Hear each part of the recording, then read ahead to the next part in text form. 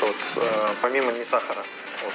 Ирлан Я Кутулов на сегодняшний в день... последнее время я очень сильно уделяю себе внимание, родным и близким и друзьям, потому что считаю, что я сейчас заболел. Ну, я подозреваю это, что я очень сильно заболел, и, возможно, в ближайшее время мне понадобится достаточно хорошая медицинская помощь. Вот. И поэтому я трачу время на друзей, и так как меня люди уважают там, и меня очень много где делают некоторые вещи бесплатно и с большой скидкой и тому подобное. Вот, я, например, есть один центр отдыха, вот недавно мне там сделали 50% скидку. Просто я в любой момент могу. Вот здесь сижу, я могу просто выйти, Медицинская помощь в плане физиологических каких-то проблем, либо же психологических? Физиологических.